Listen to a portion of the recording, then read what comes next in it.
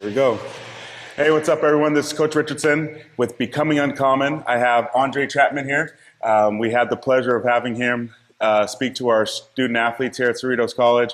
And for me, again, the purpose of Becoming Uncommon, the purpose of this journey for me and this podcast and this opportunity to be able to interview unique individuals that have gone through it. Again, for me selfishly, this is an opportunity for me to connect with people that maybe I haven't got a chance to connect with. And also to be able to create an opportunity for information to be disseminated to my student athletes and the people I come in contact with, because you know, this life that we live, and there's so many opportunities to learn things, to take in information, to be able to connect with others, and to be able to reflect on what others have done so that we can shape our journey. But none other than that, we have André Chapman. Go ahead and introduce yourself, like your background, you know, where you come from and what you're up to. I can go deep. So how deep should I go? Just feel it. Yeah, so originally born and raised in the Bay Area. Played multiple sports growing up. When I was in high school, really anchored in on track. And track afforded me the opportunity to go to UCLA. And so like I was saying in the workshop today, I was a big fish in a small pond in the Bay Area. I think I was one of the fastest kids out there in the South Bay. And so when I went to UCLA and I ran track there, it was a completely eye-opening experience going from a big fish in a small pond to now I'm a small fish in a really big pond. And so a lot of the things that I speak about, a lot of the things that I say are from my own personal journey, which started at UCLA. Had the opportunity to continue chasing the dream after for about 3.5 years, and then went back up to the Bay for grad school and decided to go full-fledged on mental performance coaching. And that's what brought me here today. So what was your graduate degree in? Public policy. Okay. Yeah, so it was in public policy. Do you want to be a lawyer? I didn't know really what I wanted to be. I wanted to be in education. Like my dream was I wanted to reform the education system. I've always had a passion for high school youth. And so when I was there, I realized that's not at all what I wanted to do. So I started taking classes at the business school, and I learned about like executive coaching and different fields like that, kind of got into the HR space. And so graduated and then had the opportunity to work at Cisco, the tech company, specifically focused on creating the strategy for how we're going to analyze the performance of our executives. And so was doing that, and then I left in 2024 because I had just started doing mental performance coaching. And then I said, no way, in 2024, I'm a full-fledged go after it. This is my passion. This is what I love. So stepped away from Cisco and been doing this ever since. Wow. Okay. Yeah. So that's a big leap. So I can't wait to get into that. But yeah. Before we go, let's go back to young André. So how'd you get into sport? What was your first introduction to just sports in general? So my parents were like, especially my dad was like, you're not ever just going to be sitting around the house. So I actually started playing basketball at 5 years old. And my dad told me that you're going to try almost every sport before you say no. So I did basketball, I did football, I did soccer, I did baseball.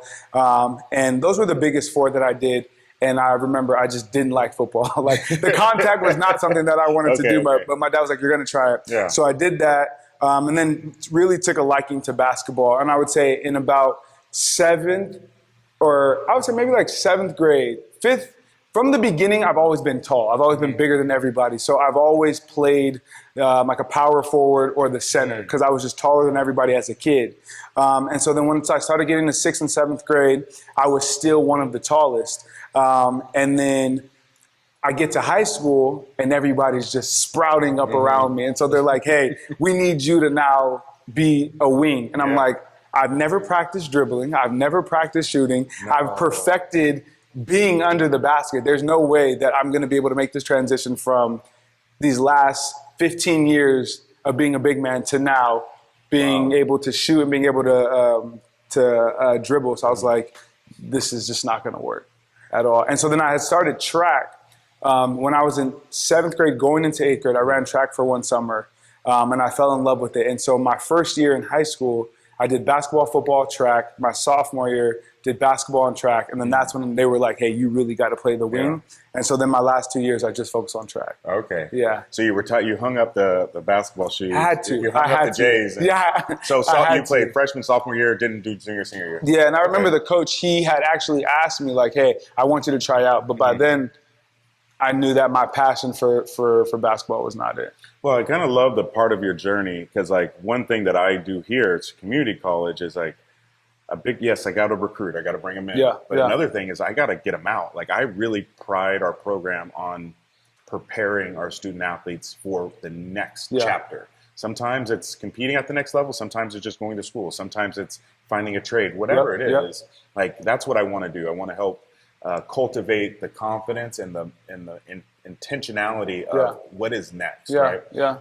So you took what, in my opinion, but I want to get your perspective on how you came to the decision to go to UCLA, because it looked like you took a big leap. It looked like you were like, I'm going to bet on myself. Because like you said, I'm a big fish in a small pond. You're like, I'm going to walk on to UCLA and I'm going to, do my thing there.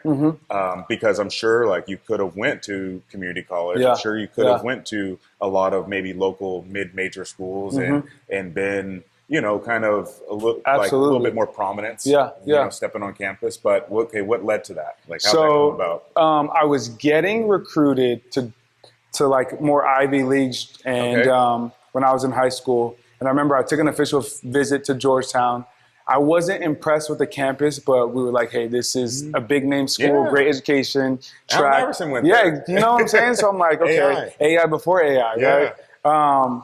And so we were like, hey, this is where we're going to go. And so I had a teacher when I was in high school who me and him, we just did not see eye to eye. And so he didn't enter all of my grades into the grade book. So my grade for math for pre-calc was a D. And so Georgetown, what they do is they do a mid-quarter report check after you've already been accepted. I took the recruit visit, like I went out there, submitted my application, I was fully in the school. And so this teacher just did not have my grades in the grade book. So they look, and I'm not even aware that they do this, but they look, and then the next thing I know is I get a letter in the mail saying your application has been withdrawn. And so I just remember it was such a devastating moment for my entire family. My dad was upset, my mom was upset, everybody was upset. And so my dad was like, okay, well, we got to figure out what's next. And so he started reaching out to different colleges for me. And so he actually reached out to the UCLA coach. And so the coach was like, yeah, I'm interested. We started having conversations at the time. And so then I went out there for an unofficial visit, and I fell in love with the campus. And so my mom's family was born and raised in LA. So my dad's family's in the Bay. My mom's family is in LA. So many summers, many Christmases, vacations coming up here to LA. So I was very familiar with LA, but never been to UCLA's campus. And so when I went to UCLA's campus, it was gorgeous. The weather out here was beautiful. And so it was kind of like an easy decision when I went there and I saw the facilities. I was like, yo, this is absolutely the place where I want to be. And at the time, I was unaware of like who else would be coming in with my recruiting class, where everything else was at. And I just had this belief that I'm going to go to UCLA and I'm going to make it to the Olympics.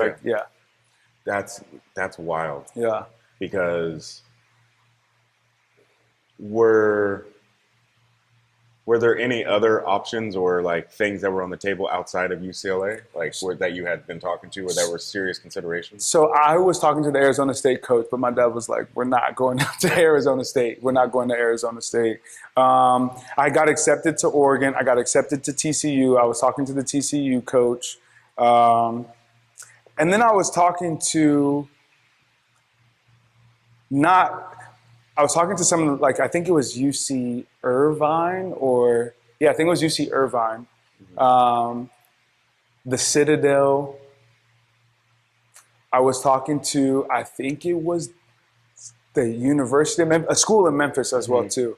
But UCLA by far was the best option for me academically and athletically. Did you apply to UCLA? No, previous? I didn't. Okay. I didn't. So it was all. Yeah, I think so. All right. Yeah. Hey. So I applied. I reached out to the coach. My dad reached out. We started communicating. He asked me for my transcripts, sent him in my transcripts. Got the math class fixed? Got the math class fixed. My dad, he went up there. He had a meeting with the principal. They pulled me out of the class because I had an A in Algebra 1, a B in Geometry, an A in Algebra 2, and now I had a D in Pre-Calc. Like, it just didn't make any sense. And so, they pulled me out of that class, and I graduated with a B in the class. Okay. Yeah, that's cool. Because now, like, making that decision to go to UCLA, what do you say was pretty easy then? It was very easy. Okay. Like, seeing the campus, seeing the track, the facilities, the environment, it was like a no-brainer for me.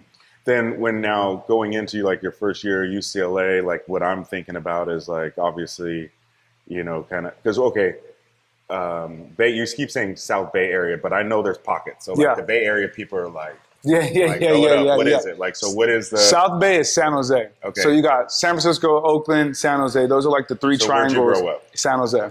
So that's like your address was San Jose. San Jose. Okay. Yeah. What high school? Bellarmine. Say it again. Bellarmine College Preparatory. The college prep. Yeah. All right. I've seen them. My dad did not play about education growing up. Let's see that. Then, all right. So going to UCLA, you're obviously coming in, you know, you have expectations and things like that. So who was the coach that recruited you, or who was that? Coach Vaughn, Lamont Vaughn. Oh, okay. Yeah. Right. So I was with Coach Vaughn, and then maybe 95% of that year we got moved to Coach Gray. And then after Coach Gray, we had Coach Johnson. And then after Coach Johnson, I had Coach Durrell. That's, you were right in that mix of that swing, that swing period. Okay. Yeah. So like going into UCLA, what are, like, you're looking back now, like, what is some advice you would give to your freshman self? Like, you're walking on campus, you can grab your freshman self. Like, that's a great question. That's a great question. I would say, don't be scared. Okay. I would say don't be scared. I think that the fact that I think there was 5 of us. It was 5 400-meter runners. I think 4 of them had been in the state finals. Or no, 3 of them were in the state finals when the year that I was a senior. And then the other one had a significantly faster PR than me. So coming on, I was the slowest, and I was a walk-on. And I think that I was intimidated by my teammates. I was intimidated by the guys that were already there. And then I remember during the summer, the Coach Vaughn, he put all of us in a group chat and was like sending us workouts. And, you know, these are workouts that I've never done before.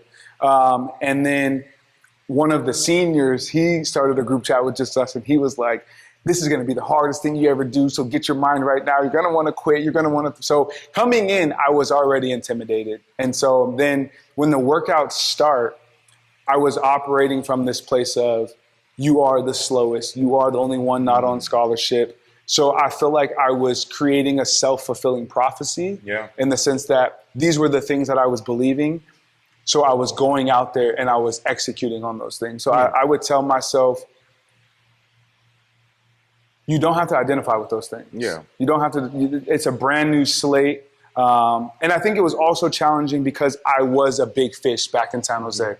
So now coming in, it's like a little bit of an identity shake because I identified being with this great athlete, fast 400-meter runner, fast 200-meter runner, et cetera. Now I'm in this place of, well, I'm not that, so who am I? Yeah. And so I think I tried to just slide right into you're the slowest, you're not on scholarship. Yeah, so I love it because we're going to be able to go a little highbrow, but I want to say, like, would you categorize that as a little bit of, you said, like, self-fulfilling prophecy of, like, I am not, so therefore I will operate like this, but like imposter syndrome, like you're like, dang, I thought I was this. Now I'm having doubts, like, and trying to fill in those gaps.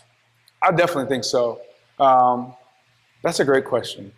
I don't know. Yeah. I don't know. I think probably because being there, I didn't always feel like I belonged. Yeah. So yeah, 100%. Because like I want, like I said, go a little highbrow, but it's like the identity discrepancy theory, right? Yeah. Like being able to like have this dual identity that you're juggling, not just student athlete, but like your self-perception now, like getting a little bit deeper. And as you, I've never heard of this. You know, that self-discrepancy theory is like, because sometimes the identities that you have, they conflict. Yeah. And so where they conflict creates doubt, and now there's like indecision, and that's where people sometimes kind of plant their feet. Is in that crossing of, or where the one identity and the other might cross or not actually coincide. And so is that called cognitive dissonance? Yeah. So is that the same thing? This is the older version of that. Okay. Yeah. So when I'm looking at student athletes, and at least because it's tough for me as a coach, because I get athletes that have doubt. Like I have to be their confidence. And like when you said like scared, like could there have been someone or something at that time that maybe could have instilled in you the lack of fear, the confidence, or the perception that you needed to, 100%. 100%. Each coach brought a different coaching philosophy, and I think it was with Coach Darrell Smith. And then when I graduated, I trained with Coach Ron Alice from USC as well too. So I read this book called The Science of Motivating Young People, and they said in the book, it said you can have high standards, but you need high support. And I would say I really felt that high support with Coach Smith and with Coach Alice, right? It was in just the way that they would communicate, the little things. Coach Alice always had a nickname for me. And at the time, I'm training with Bryshawn Nellums, Reggie White, like guys that are just drastically night and day better than me. But the fact that he was still talking to me, personalizing it, reinforcing me was very empowering. And I remember Coach Smith, he told me, because I had made the switch to 400-meter hurdles because he asked me to, and that was when I was already on my way out mentally and I was physically going to quit. And one of the things he said is, hey, borrow some of my confidence in you. Right? And just hearing those things, I think especially after going through 3 coaching changes, going through so many different coaching philosophies, really boosted my belief in self back up. Yeah, that's so much, like, it's so much of that. And like, I love what you're doing and like the mental performance, because I think there's so much opportunity. But then with that opportunity, I don't think we're taking the time to build the foundation of like the exposure, the opportunity, the resources. Like, I think people have access to this stuff. Like like a quote I love is, access without preparation is not an opportunity. Like if you don't have the backup, the support, or whatever it is, like it's not going to work. And and one thing I'll say is like, and I'm not saying this is every Division I coach, but sometimes they, like the Division I world, whether it's any sport, football, track, basketball, they let their title and their position be their authority. And it's like, they try to hang on that. And they try to live up to this. Like, and it's a lot of it is fake. I talk to these guys. I've seen a lot of them. Like, and I know what's really going on. But it's like, we don't have to do that. And that's kind of why I love the community college. Like, I can meet the athlete where they are. I can afford to do that. I don't have to live on ego or prestige or anything. And it's tough. So, but back to like a little bit of your journey now. When, like, if like your most memorable moment to where like you flipped the script, was there like an epiphany or anything? So I remember I was roommates with one of my teammates, and I was on my 3rd coach at the time, and it was by far one of the most challenging for me. Like by far one of the most challenging. Right, just messy or what? The coach, like the coach. the way the way the coach was just the most challenging for me. Also, so that was my 3rd coach. By the time I was a junior, by the time I was in my 3rd year, I think there was only 2 of us left of the 5 that actually started. So we were running through coaches, we were running through teammates. And I just remember saying, this is not going to work for me. And I was continuously talking to my roommate. His name is Yusuf. And I just kept telling him, like, December, I'm going to quit. Like, I'm going to quit in December. Fall break, I'm going to go. And I'm just not coming back. Because we were in the fall. And he just kept encouraging me, hey, hold on, stick it out, just keep going. I just kept on telling him no. And I remember we were doing hurdle mobility one day. And well, let me back up. At the same time as track not going well, my parents were going through a divorce. So I was also dealing with external issues that were conflating everything that was happening on the track as well too. So it's like parents divorce, track's not going well, stuff like internal stuff where I'm like questioning, like, do I belong on the team? All of these things were going on at once. And so we were doing hurdle mobility, and Coach Smith came up to me and he said, hey, I'm going to make you a 400-meter hurdler. And I just started laughing, like, I'm not going to be a hurdler. Now, mind you, when I was in 7th grade, going into 8th, the reason why I joined track was to be a 110 hurdler, right? So, like, the idea kind of lit something in my head, but I was like, I'm not doing that. And then he kept saying it, and then I was just like, you know what, I'm already on my way out. I have nothing else to lose. Like, let me give it a try.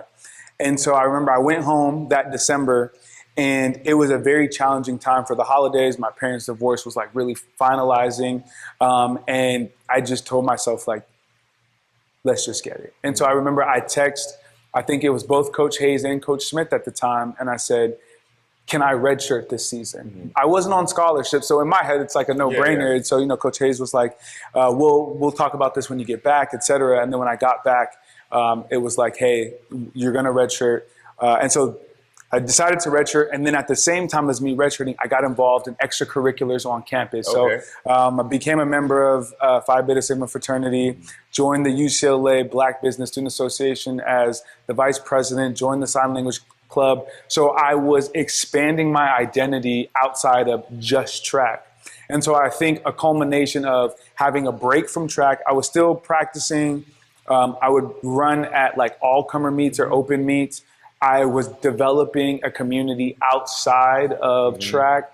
So I think all of those things set me up beautifully to then go into my 4th year. And so my junior year, that summer, I believe, is when I also went and studied abroad. So I did 2 months in London. And so at that time, Coach Smith, he called me and he said, you're going to be a captain coming back.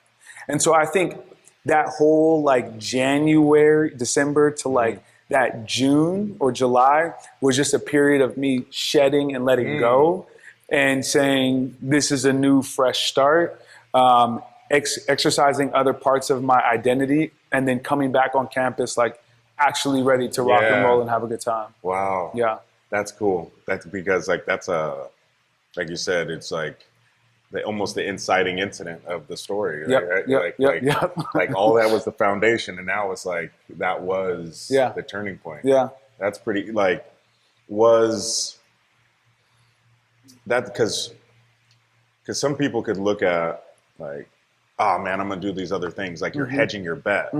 But I hear, at least from you, is like, no, like I am, like you realize that you are more than the sum of your parts, and you allowed yourself to like your eyes kind of looked up and you're like, wow, there's a big world. When you're like this before, you're very narrow focused, and which is good in some phases of life, but it seemed like you looked up, you're like. Yeah, so I had a teammate and she was an elite hurdler at the time. And I'll never forget, she had said, Andre, you can do all of these other things because you're not good. Right. And she was like killing it in track, like killing it as a hurdler. And that always stuck with me. And so I think there are legit 2 types of athletes. I think there is the Kobe Bryant, where, complete and narrow focus and discipline works for me. And then I think there's like another type of athlete where you got to have that balance, kind of like a LeBron James. I talk to one of my homies about this all the time, where like LeBron James will enjoy a glass of wine, even though he's still going out there and working. And so I think for some people, that head down, like I'm all in, can work. But what I was finding out for me is, and I saw it as I continuously got older in other areas, is when I am completely locked in like that, not looking at anything else around me, I actually drive myself into a hole. And so I need like to have my vision open, because I'm such a communal person. I love people. I love friends. I love, doing other parts that I identify with. And so just being a track was one of the reasons why I think I was going downhill, as when I opened it up, it was much better. It's funny because like when I think of that too, is like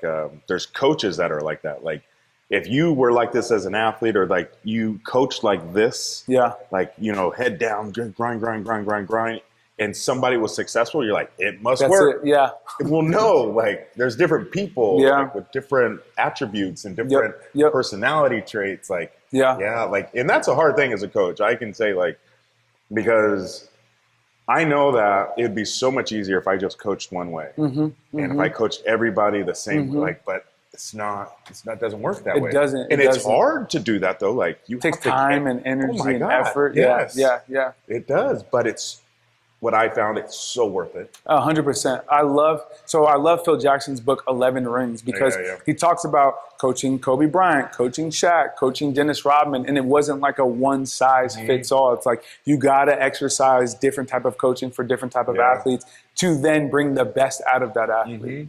Yeah, it's so much fun to kind of even think about that. But getting to now where you're at, like, just in your opinion, in your experiences over the last few years, especially with like even delving into like mental performance, like what I'm going to say it like this: what can we do to fix these high school athletes? You know, just give them a better experience. If it was that easy, I think I'd be out of a job. You know, but I think the biggest thing that I've seen is telling them to focus on one thing. Okay. One of the biggest things that I've seen is one thing in bad or good. No, in that you want to execute on. Okay. Are we talking about like just track? Or are we talking about high school? Yeah. I think if you're a high school athlete, focusing on one thing. Yeah. With social media, with just the way the world is set up today, we have so much access to everything, all types of information. Sure. Our minds are just constantly on overload. And what I've noticed with the athletes that I work with, when they step into a game, when they step into a meet, when they step into a performance, they're thinking of, I have to do all of these things to have the perfect performance, right? Because they may have seen something on social media, you know what I'm saying? A little quick highlight. And so now they're trying to replicate that and they think, I got to do all of these things absolutely perfect. When in reality, you got to do one thing. You just got to focus on one thing, making it very simple. I think that's the biggest thing is like really simplifying their focus. Like, you know, you're not, to put it into track terms, you're not going to tell them like, hey, I want you to go out there, you got to have a great drive phase, got to have a great transition phase, top speed. When you're at the last 80, really swings your arms, dip it. Like, no, right? If you've been focusing on one thing in practice, right? Like, so maybe for this week, we've been focusing on your drive phase. So this week for the race, all I want you to do is go out there and focus on executing your drive phase. If you're a basketball player, right, what is that thing that you know that you have been working on between you and your coach? Is it your shot? Is it how you get rebounds? Is it how you box out? Is it like, what is that one thing? And then focus on that. And then as you focus on that one thing, you then you then will have the ability to improve other areas, right? But when you think of like, I got to get everything at once, you're never going to get it. I heard someone told me this in terms of business. It was like, if you need to catch a rabbit, if you have a bunch of rabbits running around and you want to put all the rabbits away, you chase one rabbit at a time. You catch that rabbit and then you go get the next one. You don't, let me try to go get this one. Okay, then I try to go get this one, because then you're sporadic. So it's really focus. That is the biggest thing that I would say is one of the areas that high school athletes today are most challenged with is focus. Yeah. Then would it like, if with the focus though, because what I'm noticing, at least from my experience, is that sometimes they don't allow themselves to trust it. Yeah. Right. Like, and what does that mean? You know, I'm just thinking about a few young kids, because you know, I work with high school kids too. I'm like, like, because you tell them like, hey, this is all we're working on. Yeah. Right. And then they don't realize that, like, yes, other things aren't going to go well. That's okay. Like, yeah, I know that trail leg's funky right now. It's fine. Yeah. We do this right now. Yep. And like, I know that, because I know if we really get this, it will fix 5 or 6 other things down the line. 100%. And it's like, I'm a big believer from a coaching standpoint, like, find the origin. Like, what's the origin that's going to, fix maybe 5 or 6 other things that might be a little off. Right. And sometimes it's right, sometimes it's not. But what I've noticed, like I said, like I go, all right, we're focused on this. I go, but my arms were like this. Yeah. You're not wrong. But let's bring it back. I'm like constantly having to do that.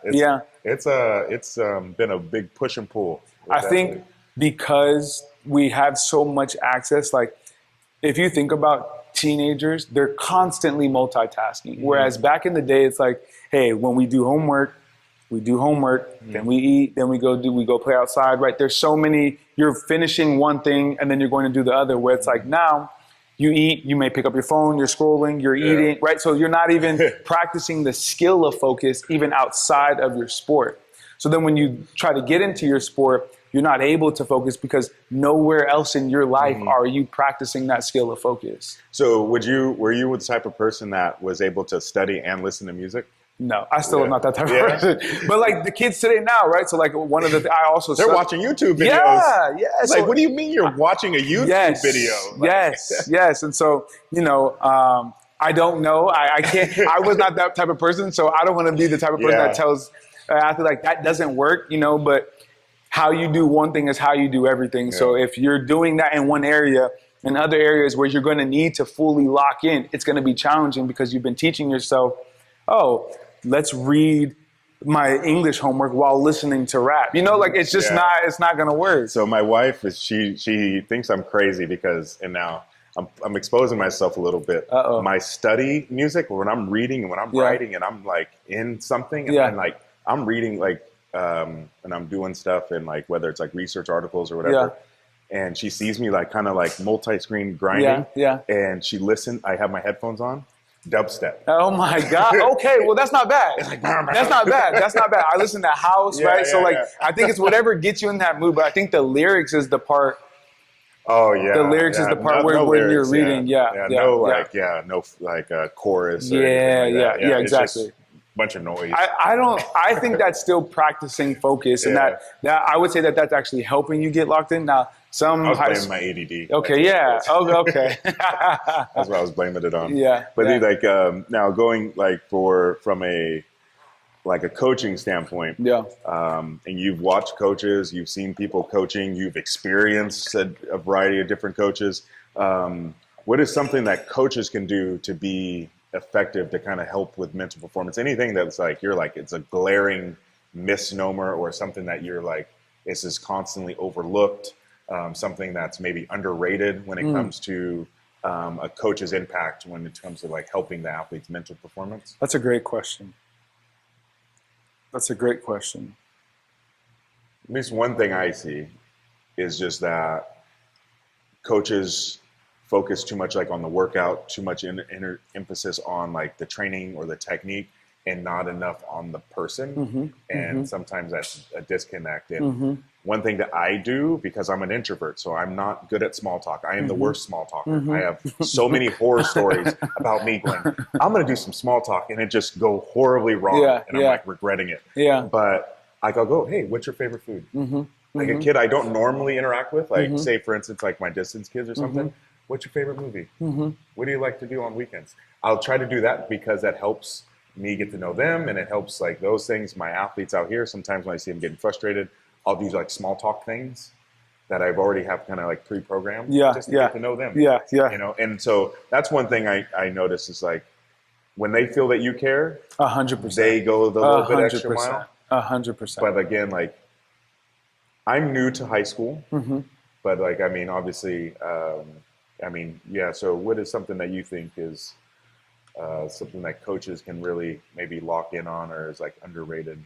I think, and it kind of touches on what you said, but high standards and high support. They have to feel that support, that belief that you care, right? Like it can't just be, this is where we're at. And if you can't come, hey, it's to the wayside, right? Like I think there needs to be some level of they feel like you have their best interests at heart. Like you actually care about them outside of the sport, right? Like you actually want them to succeed, even outside of the sport in their own individual life, right? I think that was the first thing that came to mind. And I think it varies. I think team sports that are super large, it could be a little bit more challenging, but I think that's where you have multiple coaches. And so multiple coaches can also help feed in and make sure that they all feel supported. It's a little easier when you have a smaller team. I also think team bonding, having that support from the peers is also just as important because a lot of times they will also not want to embarrass themselves in front of their peers. And what I've seen is a lot of athletes are under the assumption that they're the only ones that feel like this. They're the only ones that are having these thoughts and going through these type of things. And so that's why I love doing workshops or group coaching, because it breaks down that facade and lets you know, hey, these thoughts are normal. This is normal. You're supposed to feel like this. You're supposed to have these thoughts. And so I think the team bondings, I think letting the athletes know that you care and that they feel supported by you and you believe that they can achieve that high standard that you support. And if I had to say one more, if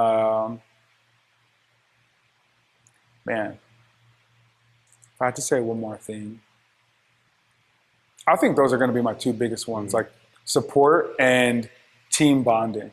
Yeah. Because I think like sometimes too, high school coaches get a bad rap because they're kind of thrust into sometimes positions and like they have to deal with these things and like that's not their main profession a lot of times too. And so people are looking at all the Instagram coaches and they, now, like you said, with the access to things, so like the comparison 100%. and expectations for 100%. some of these coaches that maybe aren't even prepared or ready to deal with some of those things at that level. You know, now. And like what I tell a lot of people is, at least my opinion, definitely want to get yours, is that like a great coach is just, if they care about you, that is like 80-90% of it, because everything you can learn, and you know, 100%, like 100%. Like, that's what it is. Like if they believe in you and they care, like you're more than halfway there. And the athlete feels it as well too. They feel it, the sincerity of it. Another thing that came to mind was keeping it simple and meeting the athlete where they are. I think we could want to coach, and I think this goes back to what you were saying earlier, we can want to coach one way, like, hey, this is what we're doing. But I think it's also really important to meet the athlete where they are. And going back to what you said about like Instagram and social media and all, like, you know, coaches blowing up, for lack of a better term, and comparing and wanting then to replicate that, you don't know what's happening off the camera. And so I think it's really important to really make it simple for them. Really make sure that they're understanding what you're saying, understanding what you're asking of them, while also having that support. Yeah, that's it. It's a lot of fun though. Like, I mean, you know, like you said, like you are in this world now. What is something that you have on the horizon, or like what's on your docket? Like, what's your next 4 or 5 years look like? Oh, wow. That's a great question.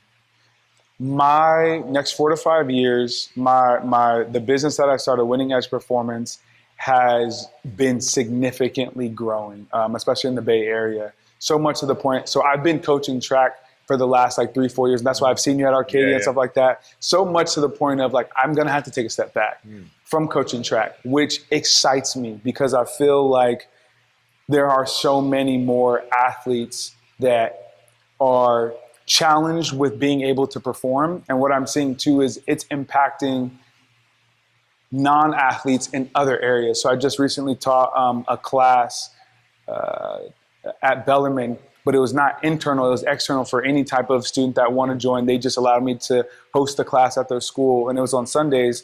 And 85% of the students that were in that class were non-athletes. No way. 100%. And they were focused on testing, they were focused on grades, they were focusing on presentations, right? And so what I'm seeing is mental performance is expanding even outside of just athletics, especially in the high school realm. It's test taking, it's the way you interact with your peers. I had one student in the class who their goal was they wanted to feel more confident and comfortable having conversations with different types of people, right? And so it's these little things where it starts as mental performance, but really it's leadership. Really it's life skills that will continue to carry them on post high school and college, and when you're looking for a job, when you have an interview, right? What are the skill sets that we're developing as high school students that will then carry them on? So I think the next 4 to 5 years looks like this work expanding beyond just high school athletics and really touching students of every background, of every extracurricular that are having challenges with performing. Wow. Yeah. That's awesome. Yeah. That's exciting. Yeah, Yeah, that's yeah. for sure exciting. And I appreciate your time. Yo, You this know, was amazing. as we wrap up, you know, obviously I love the fact that you got to meet my special people, right? Yeah, My team. yeah. But even whether it's like future Cerritos Falcons or current ones, any student athletes out there, like what's some advice you give them just to kind of take back with them today? The number one thing I would say is have fun. Have fun. Have fun, have fun, have fun. The moment we stop focusing on having fun, pressure increases, right? The mind starts racing. We start not getting the results that we want. And at the end of the day, unless you're doing open heart surgery or you're doing brain surgery, it's never as big as we make it out to be. It's never as serious as we make it out to be. And it's never something that you cannot come back from, right? And so I think keeping fun at the center of it, especially in today's age where, you know, everything seems so much more serious, right? Everything is like, okay, I got to do this perfectly. I got to make sure I perform perfectly. Remembering that it's supposed to be fun. Mm-hmm. Like it's supposed to be fun. You're supposed to be enjoying it. I'm not saying it's supposed to be easy, right? But I am saying it is supposed to be fun. And I think if we keep that the main thing, it makes everything else easier. Yeah. I love that. Yeah. Like enjoy the ride because enjoy it. Because yeah, it is easy to kind of, I mean, I think that's most people's default is like to go negative or to like think bad, but to like, I mean, I feel that having gratitude and being grateful allows you to kind of, you know, see the fun, see the joy, see the blessings that, you know, are right in front of you. Yeah. And keep people around you who will challenge your beliefs, right? Like understand if you are naturally a default, why is this happening to me? Oh my gosh. Cause I'm that type of person. Like my normal default is like, oh my gosh. And so having great people around me and having trained myself to catch myself in that moment, to be able to step back and say, hey, everything's going to be okay. We're good. Speaking life over myself. It's enabled me to not stay in that down place for too long. But I wasn't always like that. There was times when I would stay in that down place for a very long time. So I think having people around you that speak life into you, affirm you, hold you accountable to not be in these down places for long periods of time is also very, very important. Awesome. Yeah. All right. Well, with that being said, thank you for joining us. Thank you for joining in the conversation. Yes. And where can they find you? Follow me on Instagram, André Chapman Jr. I think that's the best place. It has my website on there. So if anybody's looking for one-on-one or group coaching, access to my classes, my website, all of that, it's through my Instagram. Awesome. Yeah, thank you. This has been amazing, Coach. Yes. I appreciate it. Yes, definitely. Appreciate you. Of course. All right.